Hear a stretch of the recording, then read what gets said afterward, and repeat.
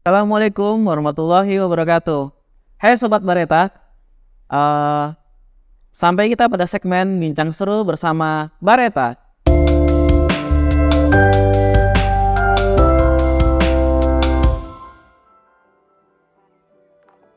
Kenalkan, saya Fadli Abdul Hakim, salah satu terapis di Balai Rehabilitasi Tanah Merah. Dan di sebelah saya ada Bro B. Hakim, beliau adalah salah satu terapis di Balai Rehabilitasi.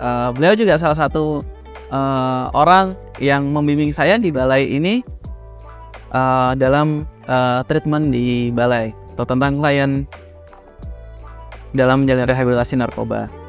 Oke, kita juga berada di tempat yang nyaman ya kalau di balai, namanya Bareta Coffee Shop. Di sini menjadi salah satu ajang di mana klien itu dilatih keterampilannya menjadi seorang barista dan mungkin bisa bermanfaat nanti keluar. Oke, pada kesempatan kali ini, pada podcast kali ini kita menghadirkan sesuatu hal yang berbeda. Kita coba menampung pertanyaan-pertanyaan atau kegelisahan-kegelisahan dari masyarakat atau warga di sekitar balai tentang apapun itu, dan kita coba jawab di segmen kali ini. Seperti itu. Gimana Pak? Oke, ya. Jadi kita mau ngobrolin apa nih? Oke, kita mau ngobrolin ini nih Pak. Adanya banyaknya pertanyaan yang masuk nih Pak hari ini. Dari kemarin sih sebenarnya Pak, dari kemarin. Kemudian kita coba tampung dan kita coba nanti jawab kegelisahan mereka gitu Pak. Kalau bisa saya jawab. Kalau bisa gimana? berarti kita harus tanya lagi nih Pak. Kita tanya sama yang Kita tanya lagi sama yang lain nih Pak. Oke. Oke Pak. Ini masuk ke pertanyaan pertama ini Pak ya. Oke. Ini inisialnya B, maaf. Inisialnya B. Kemudian beliau ini bertanya nih Pak. Saya sudah berhenti pakai ini selama 3 tahun. Tapi akhir-akhir ini saya kepikiran lagi untuk pakai kalau kecapean habis pulang kerja. Berarti ini pekerja keras ini gitu Pak ya. Kemudian kadang-kadang saking kepikirannya sampai ke bawah mimpi. Wih, ngeri juga nih. Ada solusi nggak nih Bro? Gitu. Gini. Kan kalau kita ngomong soal adiksi atau ketergantungan sama zat narkotika dan segala jenisnya itu kan memang ada konsep yang namanya kemungkinan untuk bisa terjadi yang namanya kekambuhan. Dia sifatnya relapsing, artinya sudah kambuh, dan juga penyakit kronis yang bisa berlangsung lama. Itu hal pertama yang mungkin perlu kita pahami terlebih dahulu kan. Artinya bahkan orang yang sudah bertahun-tahun pulih sekalipun bisa jadi ada kemungkinan untuk suatu saat dia kambuh lagi, relapse lagi ya. Biasanya menyebutnya dengan istilah pulih, sebenarnya bukan sembuh. Kalau sembuh seakan-akan kan segala sesuatunya sudah selesai, tidak akan terjadi kekambuhan lagi. Jadi kita menyebutnya dengan istilah pulih. Nah, berkaitan dengan itu juga kan ada satu hal yang penting berkaitan dengan adiksi atau ketergantungan narkotika ini kan kita mengenal ada istilahnya yang namanya trigger factor. Faktor yang bisa mencetus seseorang untuk kembali kambuh. Artinya kembali ke pemakaian yang lama. Dan trigger factor itu jenisnya, bentuknya memang bermacam-macam. Bisa dari sisi internal, artinya berkaitan dengan perasaan pribadi seseorang. Perasaan pribadi gitu Pak ya. Perasaan baik yang sifatnya positif atau yang arah negatif nanti. Dan selain yang internal tentu juga ada yang eksternal. Tempat-tempat tertentu, situasi tertentu, termasuk tadi salah satunya misalnya situasi ketika seseorang bekerja. Trigger factor ini biasanya akan selalu berkaitan dengan masa lalu seseorang. Artinya bisa jadi tempat kerja ini memang relate berkaitan dengan pemakaian dia di masa lalu misalnya. Nah, itu bisa jadi memang akan mengingatkan seorang pada penggunaannya di masa lalu. Akhirnya menjadi pencetus untuk muncul yang namanya keinginan tadi ya. Bahkan saja sampai terbawa pada mimpi atau bahkan mungkin sudah mengganggu aktivitas sehari-hari. Nah, dari trigger nanti kan kalau kita lanjutkan itu muncul yang namanya craving misalnya. Keinginan yang sangat kuat yang sudah sulit untuk diatasi untuk seorang bisa memiliki keinginan untuk menggunakan lagi. Kalau ditanya solusinya yang pasti kan tentu ada teknik-teknik tertentu nanti. yang bisa kita gunakan untuk mengatasi craving yang muncul.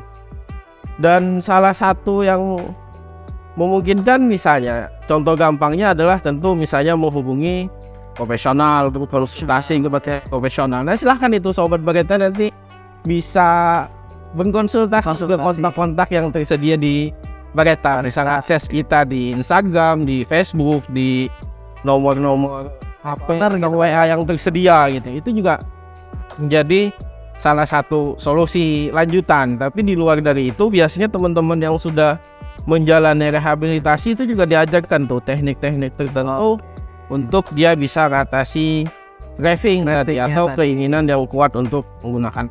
Kira-kira gitu. Siap-siap. Berarti kalau di balai itu sudah dibekali tentang bagaimana cara untuk ngatasin triggernya juga gitu Pak ya? Ya, jadi ada banyak teknik yang diajarkan, tadi tentu menyesuaikan dengan kondisi masing-masing. Yang tadi triggernya habis internal, yang eksternal tentu nanti akan berbeda-beda caranya. Itu ada teknik-tekniknya tersendiri yang diajarkan kepada klien-klien kita di sini. Oke, kalau gitu berarti kalau klien sudah dari balai itu berarti dianggap siap gitu Pak ya? Ya, siap. Artinya dia sudah bisa menghadapi dunia luar. Tapi tentu tadi dengan kita tidak melupakan konsep bahwa adiksi ini memang punya potensi yang cukup tinggi untuk terjadinya kekambuhan. Makanya maintenance penting untuk dilakukan semua orang yang sudah berada pada fase pemulihan. Oke, siap. Luar biasa. Itu pertanyaan pertama Pak ya. Berarti kita beranjak ke pertanyaan selanjutnya. Oh, jadi masih banyak nih? Oh, masih banyak Pak. Satu pertanyaan selesai. Sabar Pak, sabar, tenang. Oke, mungkin Sobat Bareta nih pengen dengar juga jawaban-jawaban dari pertanyaannya gitu Pak ya. Saya manggil Bapak, biasanya Bro juga ini ya. Berasa tua jadinya kan kalau Berasa tua ini, aduh. Siap. Kita lanjut ke pertanyaan selanjutnya.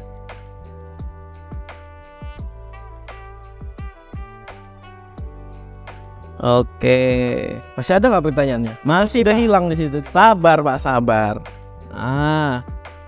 Nah ini dia Pak, dari inisialnya A. Pertanyaannya, saya punya uang cuma 2 juta. Kira-kira cukup gak ya untuk mengikuti program rehabilitasi? Ini mungkin rehabilitasi di Balai Rehab BNN mungkin ini Pak. Oke. Atau gimana nih Pak? Silakan Pak. 2 juta ya? 2 juta. 2 juta tuh cukup banyak semua. Cukup banyak ya?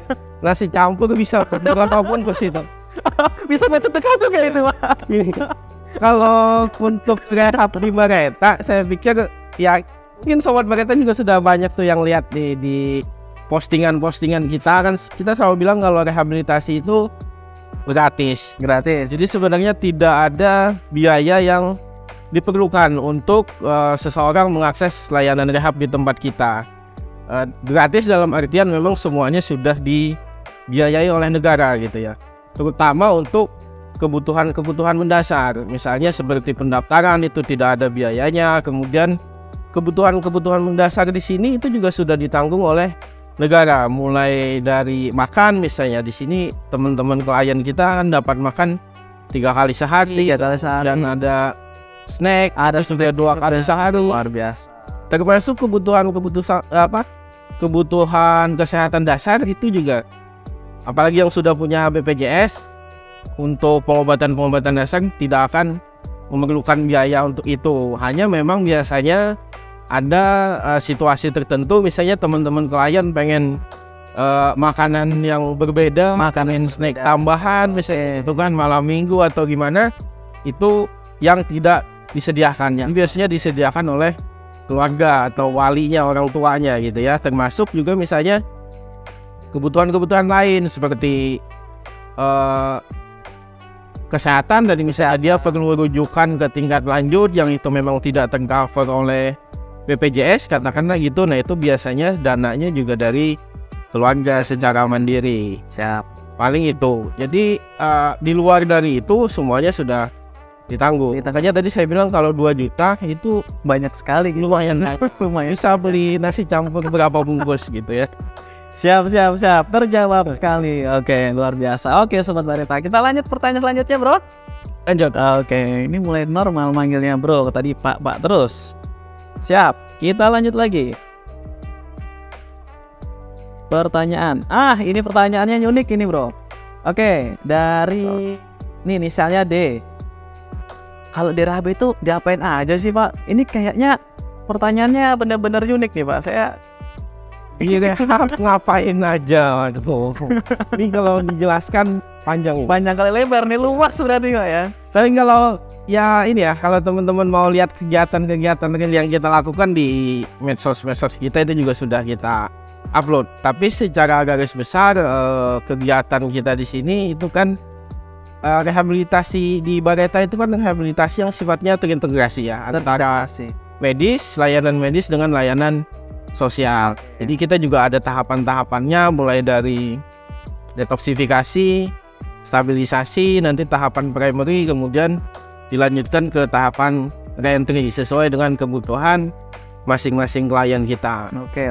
Dari sisi kegiatan kita ada secara garis besar mungkin bisa dibilang ada dua ya, secara individual dan secara kelompok. Oke, ada ini. Secara individual itu tentu ada counseling, ada kegiatan-kegiatan lain yang berkaitan dengan baik itu kebutuhan kesehatannya, misalnya konseling gizi, konseling dasar adiksinya dengan konselornya masing-masing, itu kan yang sifatnya individual. Kemudian kita juga ada yang kegiatannya kelompok. Kelompok ini secara keseharian sih misalnya kita karena metode yang kita gunakan salah satunya adalah terapi community atau terapi komunitas, itu kan dari kehidupan sehari-hari pun teman-teman ini kan melakukannya secara berkelompok seperti di masyarakat pada umumnya di luaran sana lah.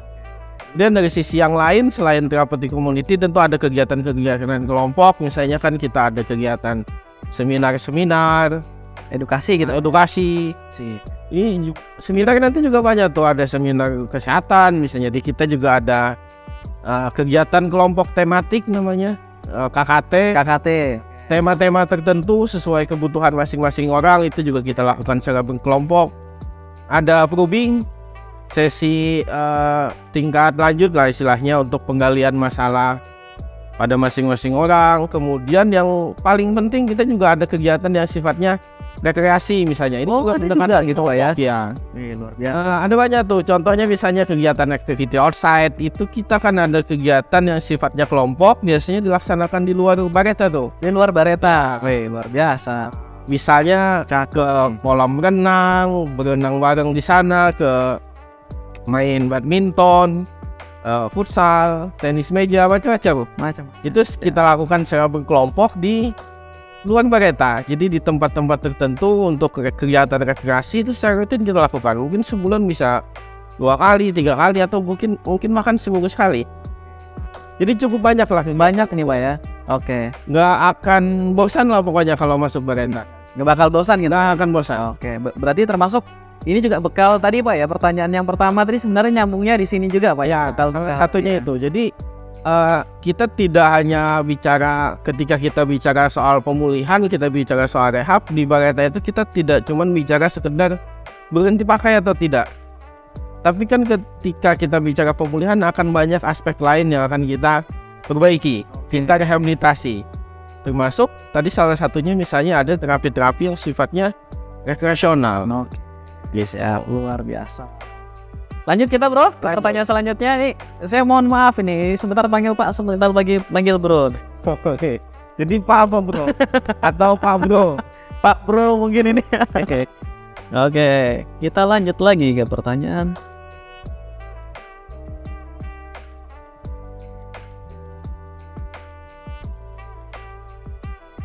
Nah, ini dia. Pertanyaan dari inisialnya D lagi nih, bro. Oke, hampir Pak ya. Oke, kalau klien baru, kapan baru bisa dibesuk? Dan apa bisa saling komunikasi antara keluarga dan klien baru? Ini kayaknya kegelisahan dari keluarga ini, bro ya. Ada kegelisahan dari keluarga karena mungkin mereka menitipkan orang-orang yang dicintai gitu di sini, gitu, khawatir. Silakan nih, bro.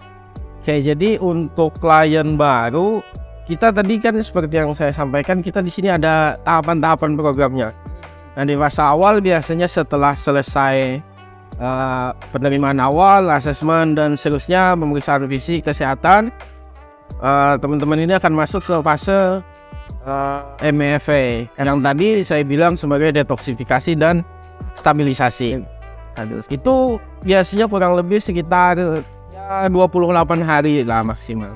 Nah, di fase-fase awal ini memang antara keluarga dengan klien itu masih belum bisa berinteraksi secara langsung. Tapi komunikasi masih bisa dilakukan via teman-teman staff yang ada di sini, via terapisnya, via konselornya. Nah, cuman yang tidak bisa adalah komunikasi secara langsung. Artinya kalau mau telepon, mau video call secara langsung itu nggak bisa.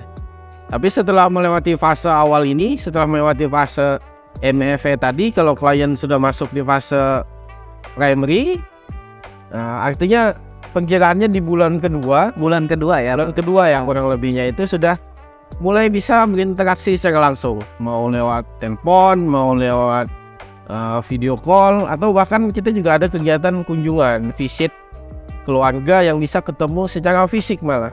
Ketemu secara fisik ya. Biasanya itu berbarengan dengan kegiatan family support group juga. Wow, family support group. Oke. Udah tahu family support group? Boleh jelaskan sekalian, Bro? FSG, coba tebak apa? Kayaknya jawab deh, jangan bahkan, Bro. FSG. Nanti kita tetap bakal di belakang aja. Apa ya? Jadi FSG kalau secara ini kan sebenarnya adalah sebuah kelompok dukungan untuk keluarga klien yang sedang menjalani rehab. Jadi kegiatan FSG itu memang beragam, tapi salah satunya biasanya adalah pembekalan untuk keluarga, bagaimana ke depan bisa mendampingi pemulihan para klien yang sudah menjalani rehabilitasi di sini.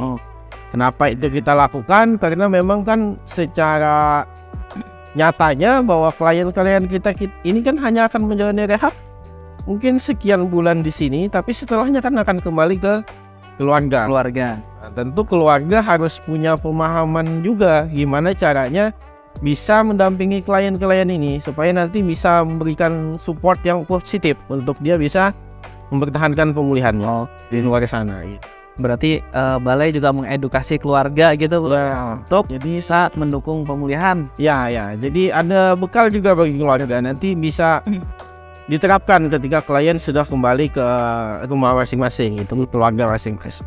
Karena saya pikir keluarga kayaknya nggak ada gitu, Bro, yang ingin klien di sini atau keluarganya yang berada di rehabilitasi begitu keluar pakai lagi gitu, rasanya nggak ada. Nah, tentu itu kan sesuatu yang nggak kita harapkan kan.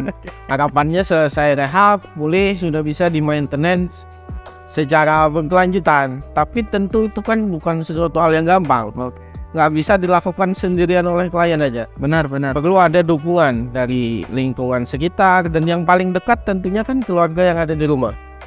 Istri, orang tua, anak-anak. Nah, itu yang kita lakukan ketika FSG. Jadi keluarga punya bekal, keluarga punya pemahaman hal-hal apa yang perlu dia lakukan ketika klien sudah kembali ke rumah. Bantuan-bantuan yang perlu diberikan apa, support-supportnya seperti apa, gitulah kira-kira. Oke, siap. Pertanyaan juga sudah selesai. Oke, kita lanjut dulu ya ke pertanyaan selanjutnya.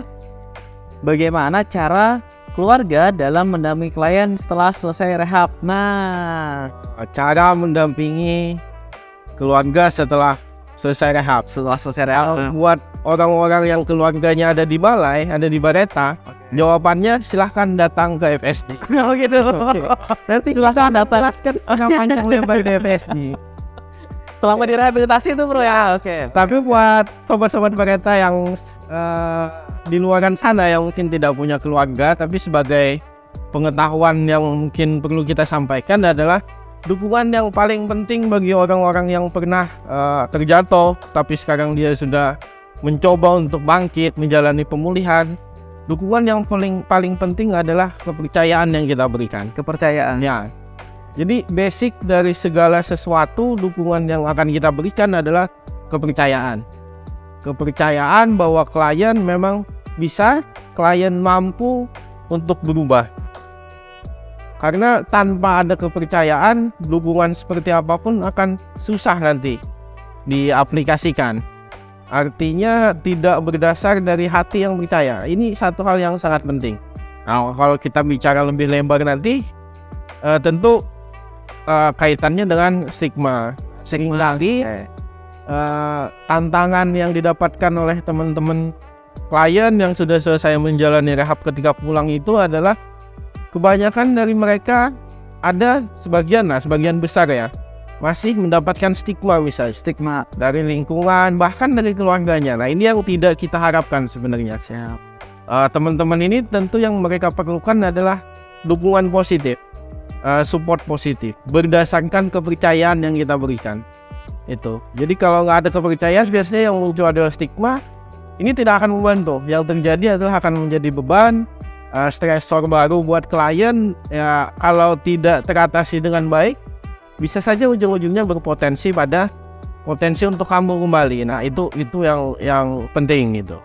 Siap. Selain tentu tadi ada pemahaman lain yang lebih mendetail, misalnya terkait dengan bagaimana membangun komunikasi, bagaimana misalnya menjalin sebuah hubungan yang sehat. Nah materi-materi itu semua biasanya yang kita berikan di kegiatan FSG yang tadi kita bicarakan sebelumnya. Siap. Gitu. Berarti datang ke FSG bro ya untuk yang tadi. Ya, Oke, keluarga yang memang keluarganya di rehab di balai rehab. datang ke FSG biar bisa sekalian visit tadi. Bisa sekalian kunjungan. Oke, temu kangen. Iya. Kangen gitu ya. Siap. Oke, kita lanjut lagi bro ke pertanyaan selanjutnya. Oke, lanjut. Siap. Kita coba. Nah, ini dia bro. Bagus juga nih pertanyaannya. Dari inisial F. Wah, ini kayak nama saya nih bro. Fadli kan. Pagi nih kan. Jadi bukan saya nanya bukan. Ya kan tanya yang terselubung di situ. Oke, ini pertanyaannya. Kalau saya nggak punya kerjaan, kira-kira selesai rehab bisa kerja di situ nggak ya bro? Ini nih. Jawab aja. Kalau nggak punya kerjaan bisa kerja di sini nggak? Gini, mungkin kita perlu bicara sedikit ini tentang tujuan dari rehabilitasi. Oke. Outcome-nya itu kan setidaknya ada 3. Pulih, yang kedua adalah produktif, yang ketiga berfungsi secara sosial. Oke, ada 3 ya. Ya. Mungkin gini, kalau tadi kita bicara tentang kerjaan misalnya, mungkin ini akan terkait dengan yang kedua tadi ya, terkait dengan produktif. Artinya seseorang yang menjalani rehabilitasi di Bareta terutama, kita harapkan dia punya produktivitas setelah selesai menjalani program rehabilitasi di sini. Makanya kegiatan-kegiatan kita itu juga ada kegiatan yang sifatnya pelatihan untuk keterampilan kerja tertentu. Keterampilan kerja tertentu. Weh, apa aja tuh bro? Boleh. Ada banyak sesuai dengan peminatan ya. Kayak misalnya kita ada pelatihan untuk hidroponik, Ada bro ya? ada Cakep. peternakan. Terus juga misalnya ada madu, lebah lulut. Oke. Termasuk kita saat ini nih, kita ada di tempat pelatihan vokasi untuk teman-teman yang punya peminatan dari sisi pembuatan kopi. Barista. Ini lagi in juga nih bro kira-kira. Di belakang sana Aduh tuh saya gitu. Jadi biasanya tempat ini memang dikelola oleh teman-teman klien itu. teman-teman. Jadi klien. kalau kembali tadi soal pekerjaan, misalnya kita sebenarnya justru outputnya, harapannya adalah teman-teman ini bisa produktif di luar sana. Bagi yang mungkin punya modal sendiri ya mereka bisa berwirausaha misalnya, atau membuka pekerjaan sendiri, atau bahkan kan bisa jadi membuka pekerjaan buat orang lain kan. Benar. Kalau dia memang punya modal katakanlah gitu. Tapi kalau belum punya modal kan bisa ikut kerja di tempat-tempat lain. Jadi itu yang kita harapkan sebenarnya. Kalau terkait bekerja di sini ya tentu saya pikir semua orang punya kesempatan yang sama untuk bekerja di tempat ini kan. Kita sifatnya nggak eksklusif gitu, tapi tentu kan sesuai kebutuhan. Belum tentu di tempat ini ada Formasi atau ada lowongan. Ya kan harus makanya yang kita tumbuhkan adalah skill masing-masing. Oh ya, skill benar. Outcome kita dia harus produktif. Itu sesuai tentu peminatan masing-masing. Itu kan gimana? Siap. Oke. Kita lanjut lagi bro ke pertanyaan selanjutnya. Kayaknya masih banyak nih bro pertanyaan. Banyak. Luar biasa. Oke, dari inisialnya W lagi nih bro. Tadi F sekarang W. FW. FW gitu ya, FW. Kalau kan mau FWD gitu ya. Siap. Oke. Sebentar. WD itu apa? Bahasa istilah yang nggak terlalu. Oh gitu ya. Kita lanjut aja dulu. Kita lanjut. Oke. Nah, ini dari inisial W tadi. Perlu berapa lama kalau direhabilitasi? Dan kapan seorang bisa dianggap layak pulang dan kembali ke keluarga, ke masyarakat? Nih, kayaknya Agak berat pertanyaannya. berat ya. Ini berapa kilo ini, Bro?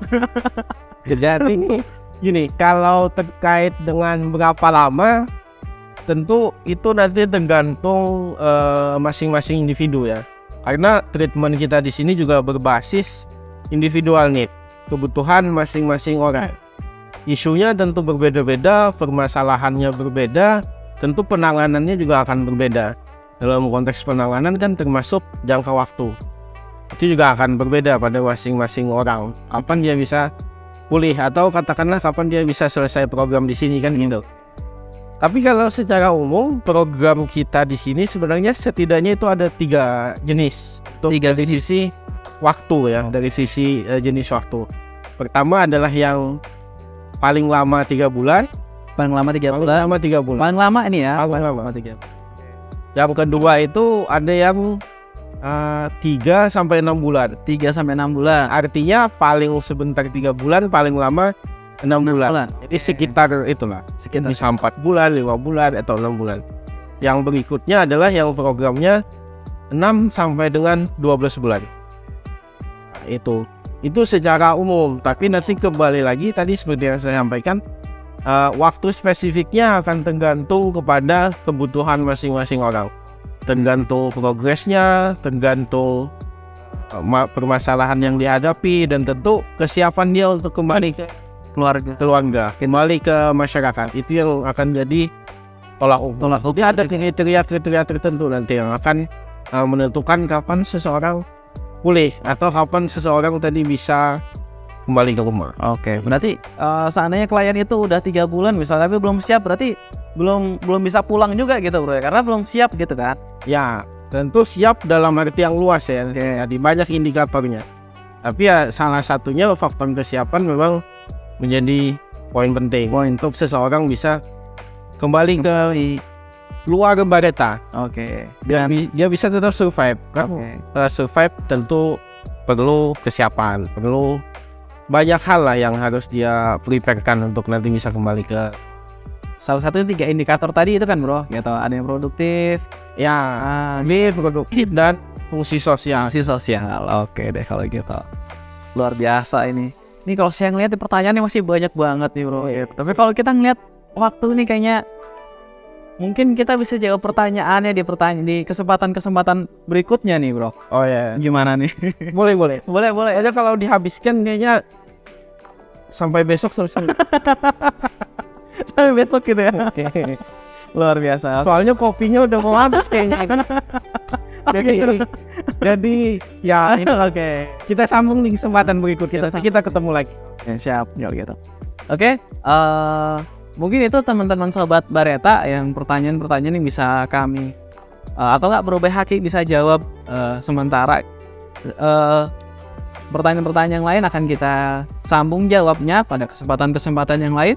Sampai ketemu lagi di segmen Bincang Seru Bareta. Dan saya Fadli Abdul Hakim, narasumber saya ada Bro Behaki. Undur diri. Assalamualaikum warahmatullahi wabarakatuh. Waalaikumsalam.